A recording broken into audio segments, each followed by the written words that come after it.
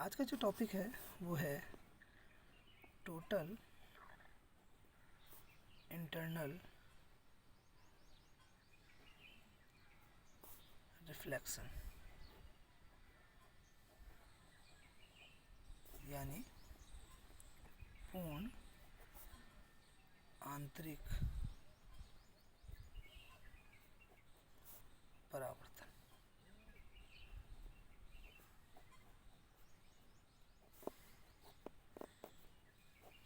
देखिए, इसको समझने से के लिए हमें पहले अपवर्तन की कंडीशंस के बारे में पता होना चाहिए। अपवर्तन हमने पढ़ा है, अपवर्तन में आपको पता है अपवर्तन का मतलब होता है, इंग्लिश में बोलते हैं रिफ्रैक्शन। रिफ्रैक्शन का मतलब होता है कि किसी भी दो मीडियम में, मान लो n1 is the refractive index of first medium, n2 is the refractive index of second medium, यानी n1 n2 दोनों मीडियमों के यानी दोनों माध्यमों के क्या अपवर्तनांक हैं। अगर किसी एक माध्यम में प्रकाश आपतित होती है और दूसरे माध्यम में जब वो प्रवेश करती है तो अपने मार्ग से विचलित हो जाती है। सपोज दैट, मान लीजिए ये चलेगी कब, जब ये रेयर मीडियम से डेंसर मीडियम में जाता है, यानी विरल माध्यम से सघन माध्यम में जाती है। ठीक, जब इसके ठीक अपोजिट हम पढ़ते थे, यानी ये नॉर्मल है, जब सघन माध्यम से विरल माध्यम में जाती है तो अविलंब से दूर हटती है। इसमें अविलंब की ओर आती थी, इसमें दूर हटती है। ठीक, ये कब है, जब डेंसर मीडियम से रेयर मीडियम में जाती है, यानी सघन से विरल माध्यम में जाती है किरण। ठीक है, तो ये है इसका आपतन कोण, ये हो गया इसका अपवर्तन कोण। अब इसको समझने के लिए एक चीज़ है कि यदि जो आपतित किरण है वो अपना एंगल धीरे धीरे अगर बढ़ाते जाए, जैसे देखिएगा, देखिए यहाँ पे 4 कंडीशंस मैंने दिखाई हैं। यदि सघन माध्यम से विरल माध्यम में कोई किरण प्रवेश करती है तो वो अपने मार्ग से इस प्रकार विचलित होती है कि वो अविलंब से दूर हटती है। ठीक, इस कोण को अगर मैं I1 मान लूँ, आपतन कोण यानी एंगल ऑफ इंसिडेंस, और ये एंगल ऑफ रिफ्रैक्शन यानी अपवर्तन कोण R1 हो गया। हमने क्या करा, I1 थोड़ा सा बढ़ाया, यानी यहाँ I2 जो है is a greater than I1 है। ठीक, इस एंगल को हमने थोड़ा सा बढ़ा दिया।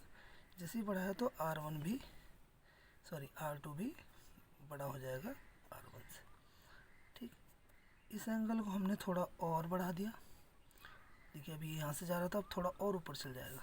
तो सपोज दैट ये हो गई इंसिडेंट रे, और इसमें आपतन कोण वो हो गया जिसमें अपवर्तन कोण यानी एंगल ऑफ रिफ्रैक्शन जो है वो बढ़कर कहाँ पहुँच गया, 90 डिग्री पे पहुँच गया, यानी R इक्वल टू आ गया 90 डिग्री। तो इस कंडीशंस में जो I होता है यानी इंसिडेंट एंगल होता है, उसे क्रिटिकल एंगल बोलते हैं, क्रिटिकल एंगल कहा जाता है, यानी हिंदी में बोलते हैं हम क्रांतिक कोण। ठीक, और यदि इसके बारे में भी चर्चा करेंगे, यदि अब इस आपतन कोण को यानी एंगल ऑफ इंसिडेंस को हम क्रिटिकल एंगल से भी बड़ा कर दें, देखिए आई को हमने इससे भी बड़ा कर दिया है।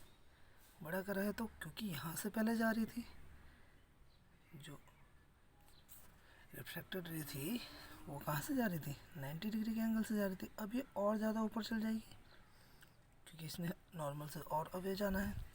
तो ये क्या देखते हैं हम कि ये n1 से n2 में एंटर कर रहा है, लेकिन ये करा तो n1 से n2 में एंटर, लेकिन निकला भी जाते हुए भी कहाँ पर है, ये n1 में ही है। और ऐसी कंडीशन कब होती थी, ऐसी कंडीशन तब होती थी जब हम रिफ्लेक्शन पढ़ते थे, यानी कि कोई लाइट बीम आती है, या रे आती है, वो किसी सरफेस को हिट करती है, प्लेन को हिट करती है और वापस उसी मीडियम में लौट जाती है, ये रिफ्लेक्शन होता है। लेकिन ये पूरी घटना जो हुई है, पूरा फिनोमेनन जो हुआ, ये अंदर से रिफ्रैक्ट होकर तब जाके उसी मीडियम से निकला है। तो इसीलिए इसको टोटल इंटरनल रिफ्लेक्शन बोलते हैं, यानी पूर्ण आंतरिक परावर्तन कहते हैं। ओके, तो आइए हम इसको परिभाषित कर लेते हैं। सबसे पहले हम पढ़ते हैं क्रांतिक कोण यानी critical angle.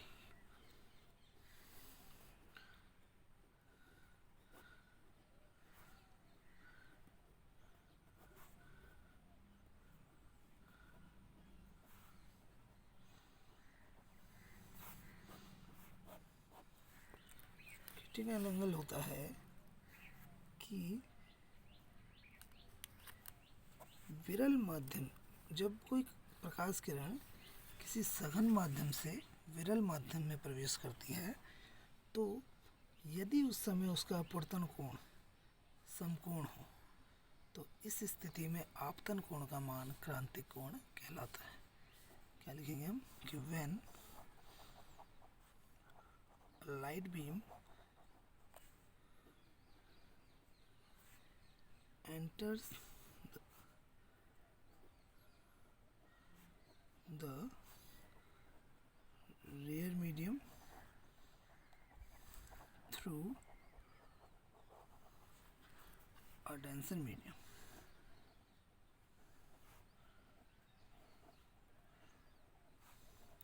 and if its angle of refraction is right angle, that means 90 degree, then in this case the value of incidence angle is called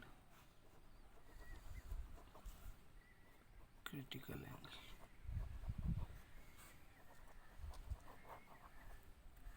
ठीक है, it is denoted as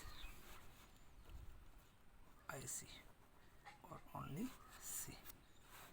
ठीक,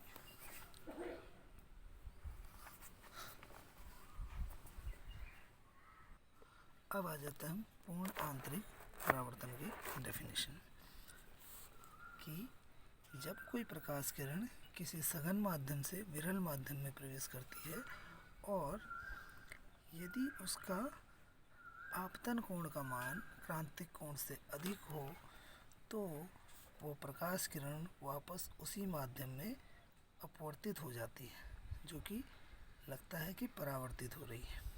ठीक, तो यह घटना पूर्ण आंतरिक परावर्तन कहलाती है। तो इसे हम लिख लेंगे कि when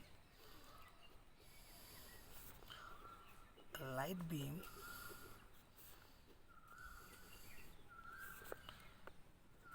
enters a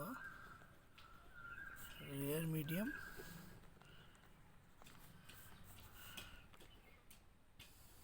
through a denser medium,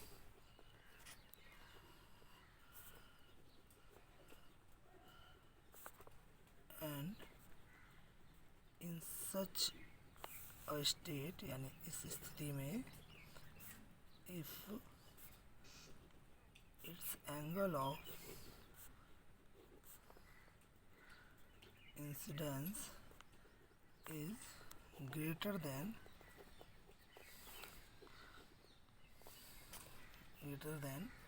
किससे, क्रिटिकल एंगल से, दी क्रिटिकल एंगल दैट रे, तो किरण रिटर्न्स वापस लौट जाती है किधर, back to the denser medium, वापस सघन माध्यम में लौट जाती है, यानी जो घटना परावर्तन में होती थी, ठीक है, वो हो जाता है। ठीक, This phenomenon is called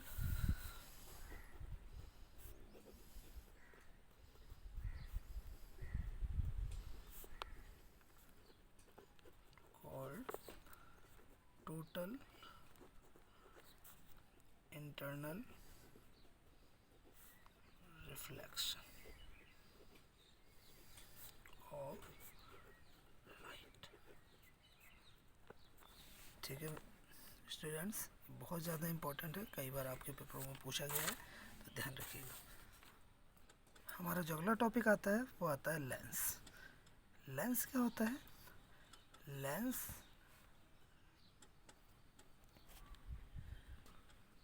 दो वक्र पृष्ठ या फिर केवल एक वक्र पृष्ठ और एक समतल पृष्ठ से मिलकर किसी भी लेंस का निर्माण होता है तथा दोनों पृष्ठों के बीच में कोई पारदर्शी माध्यम जैसे कांच भरा रहता है या विद्यमान रहता है।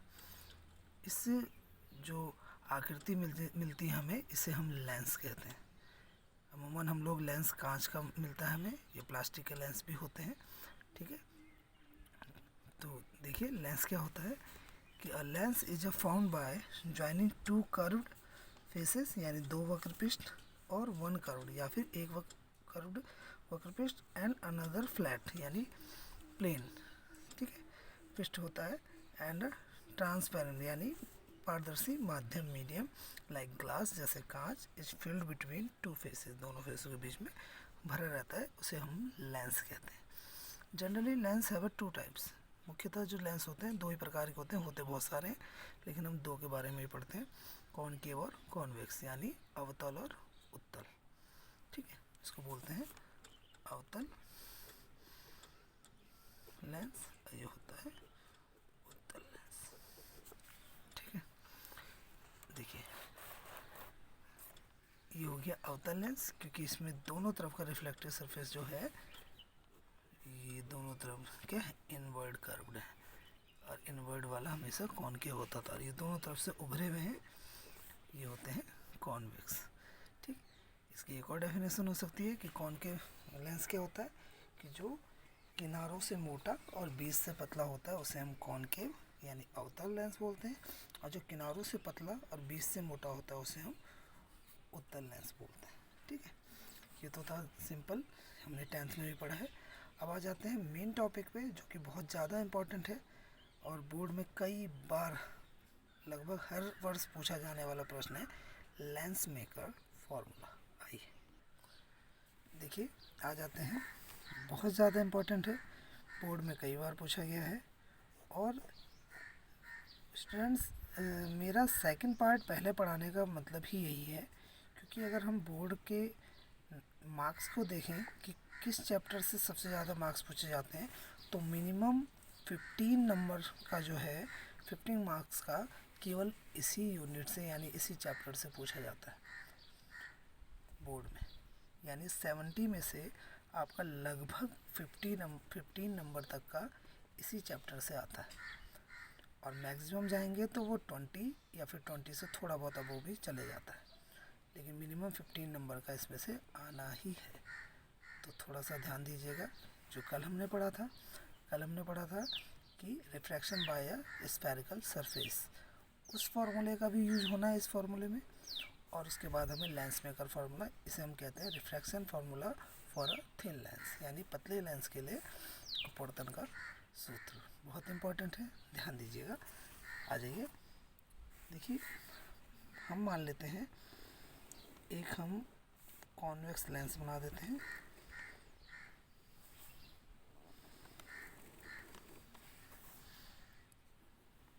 इसके जो पार्ट्स होते हैं उसके बारे में अभी हमने चर्चा करी नहीं है, लेकिन क्योंकि काफ़ी चीज़ें हम पहले से जानते हैं, ये L1 L2 एक लेंस हो गया। ठीक, इसके दो फेस हैं, एक फेस को हमने मान लिया P1 इधर वाले को, और इस तरफ के फेस को मान लिया है P2, ये बीच में जो लाइन है इसके इधर, इस पॉइंट को हम मानते हैं O, इसको ऑप्टिकल सेंटर भी बोलते हैं, प्रकाशिक केंद्र बोला जाता है। ठीक है, एक्चुअली में हम इसे O डैश मानेंगे, क्योंकि अभी हमने ऑब्जेक्ट भी मानना है जिसे हम O से ही डिनोट करते हैं। यहाँ पर हमने मान लिया विच इज ऑब्जेक्ट। ये क्या करेगा, ये ऑब्जेक्ट यहाँ से इसमें गया, यहाँ जाने के बाद हल्का सा बैंड हुआ और इस सरफेस के बाद ये चले गया किधर, इसको मैं डैश डैश डैश दिखा रहा हूँ, क्यों दिखा रहा हूँ ये भी आप समझ जाएंगे। और यहाँ पर इसने आई डैश करके एक इमेज बना ली। फॉर फर्स्ट फेज के लिए ये हो गया object.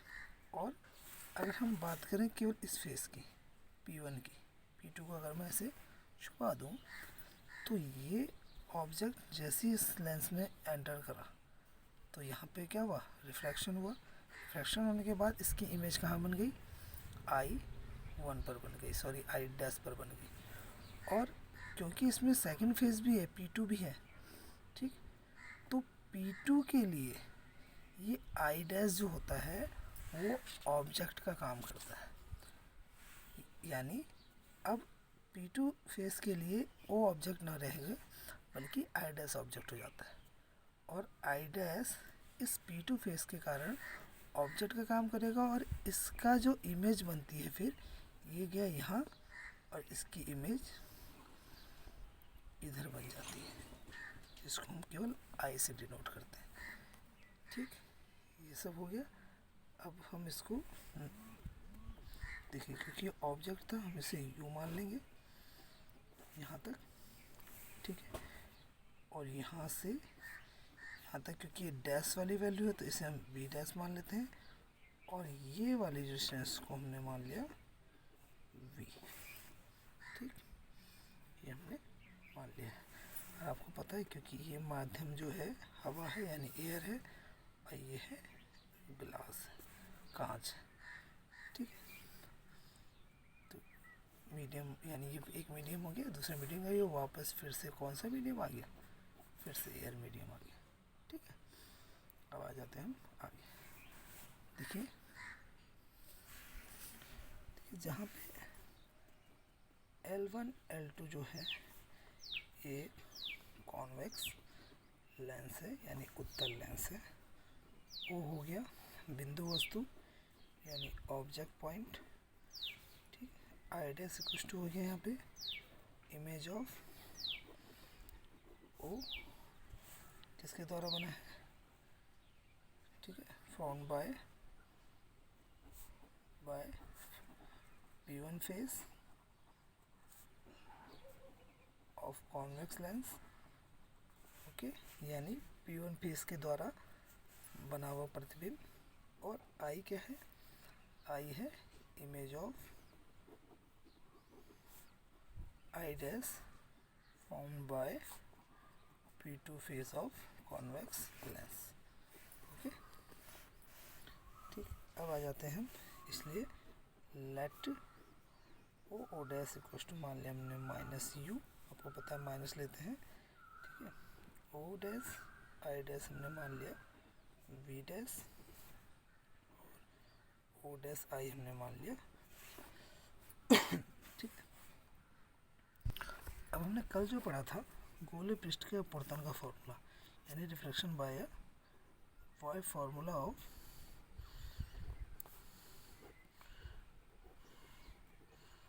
Refraction by spherical surface, यानी गोलीय पृष्ठ द्वारा अपवर्तन का जो फॉर्मूला होता है वो क्या होता था, हमने पढ़ा था कल कि n-1 upon r equals to n upon v minus 1 upon u, ठीक है। अब हम करेंगे फॉर P1 फेस,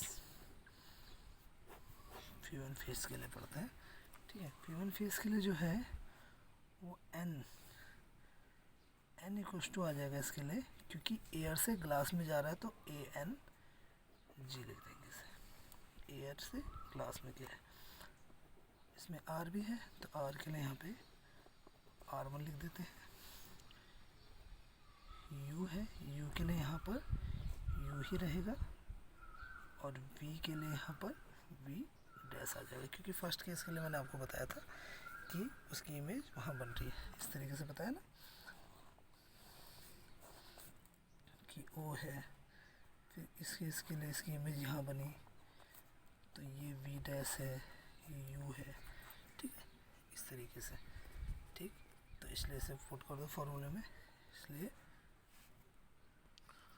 पुट कर देते हैं फॉर्मूले में, तो ये आ जाएगा A N G minus 1 upon R1 equals to A N G upon V dash minus 1 upon U. This is equation number 1, ठीक है। अब आ जाते हैं फॉर फेज P2। P2 के लिए मैंने बताया था आपको कि वो अब काम नहीं करेगा, अब उसके लिए आई डैश ऑब्जेक्ट हो जाएगा और इसकी इमेज यहाँ पे बन गई है, ठीक है। यानी वी डैश ये था और आपका वी ये है, यानी यहाँ पर देखिए ग्लास से किस में जा रहा है, ग्लास से एयर में जा रहा है, तो यहाँ पे एन की जगह आ जाएगा जी एन ए, ग्लास से एयर में जा रहा है, ठीक। आर हो जाएगा आपके पास R2, यू हो जाएगा आपके पास वी डैश, क्योंकि अब यू का काम ये कर रहा है, और वी आपके पास केवल वी ही रहेगा, ठीक है, वी ही रहेगा। तो पुट कर देते हैं वैल्यूज, ये आ जाएगा G N A minus 1 upon R2 equals to G N A upon V minus 1 upon V dash, question number 2, okay. देखिए इफ ए एन जी यानी एयर से ग्लास में गया है तो रिफ्रैक्टिव इंडेक्स, अगर एयर के लिए हम मानते हैं तो इसके लिए अगर हम एन मानते हैं अगर, तो G N A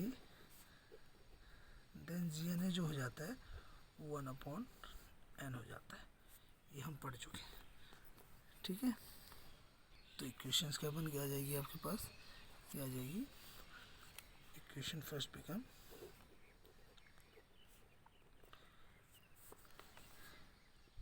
n minus 1 upon R1 equals to n upon V dash minus 1 upon U, and equation second become 1 upon n minus 1 upon R2 equals to 1 upon n upon V dash minus V 1 upon V dash, okay. तो इसको थोड़ा और solve कर देते हैं, ये आ जाएगा 1 minus n upon n into R2 equals to 1 upon n into V minus 1 upon V dash.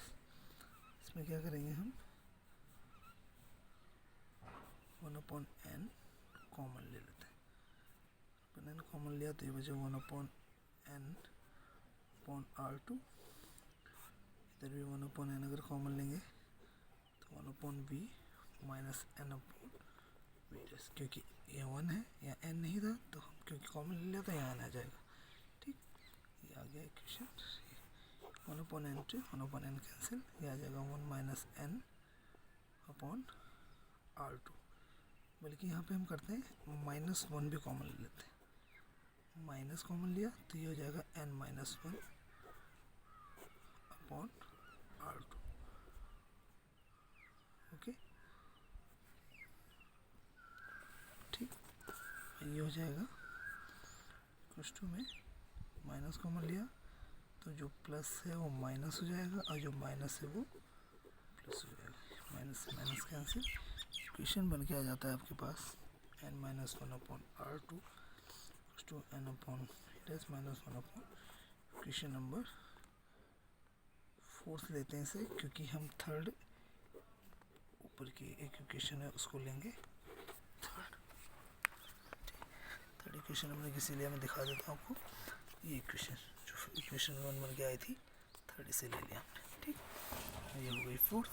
अब हमने क्या करना है, ध्यान दीजिएगा, let equation 3 minus equation 4, equation 3 में से हमने इक्वेशन 4 घटा देनी। नाउ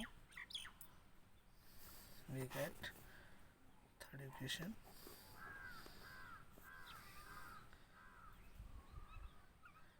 माइनस हो जाएगा क्योंकि 4 हम माइनस कर रहे हैं, R2 equals to n upon v dash minus 1 upon u। हम माइनस कर देंगे n अपॉन 1 अपॉन, यहाँ पे देखिए n माइनस 1 कॉमन आ गया, 1 upon R1 minus 1 upon R2 equals to, देखिए n upon v dash minus 1 upon u minus n upon v dash plus 1 upon v, this is cancel. तो यह आ जाएगा आपके पास n minus 1 upon R1 minus 1 upon R2 equals to, plus वाले को पहले लिख देते हैं माइनस, ठीक है। इसको अगर हम साइड चेंज कर दें तो आ जाता है 1 upon v minus 1 upon u equals to n minus 1 upon R1 minus 1 upon R2। Okay, और लेंस फॉर्मूला के बारे में हम लोग जानते हैं, ठीक है, फ्रॉम लेंस फॉर्मूला। देखिए हमने मिरर फार्मूला प्रूफ करना सीखा था, लेंस फार्मूला नहीं सीखा, ठीक, क्योंकि मिरर फार्मूला पेपरों में कई बार आया है और इम्पॉर्टेंट है, लेकिन लेंस फार्मूला उतना इम्पोर्टेंट नहीं दिया जाता है कोर्स में हमारा। थोड़ा सा इसमें फार्मूला बेस्ड क्वेश्चन दिए जाते हैं जो कि इनसे रिलेटेड आते हैं, हालांकि वो भी प्रूव करना होगा तो वो भी हम अगले कुछ वीडियोस में कर देंगे। फिलहाल हम जानते हैं कि फ्रॉम लेंस फार्मूला हमने 10th में ही पढ़ा है कि 1 upon F equals to V minus 1 upon U, ठीक है। तो यहाँ से 1 upon V minus 1 upon V U हम पुट कर देंगे, इसकी वैल्यू है 1 अपॉन एफ, वो पुट कर देंगे हम यहाँ पर, यानी इसकी जगह हम 1 अपॉन एफ भी लिख सकते हैं equals to n minus 1 R1 minus 1 upon R2. This formula is a lens maker formula. It is a very important for your board exam. Hence proved. आपको प्रूफ करने के लिए भी आता है कि प्रूफ कीजिए 1 upon f equals to n minus 1 into 1 upon R1 minus 1 upon R2। तो दोस्तों, मित्रों, स्टूडेंट्स, आप लोगों के लिए ये बहुत ज़्यादा इम्पोर्टेंट है, इसे ज़रूर पढ़िएगा, ठीक। और इसमें कोई भी प्रॉब्लम हो तो आप मुझे कमेंट कर सकते हैं। थैंक यू, आज के लिए बस इतना ही।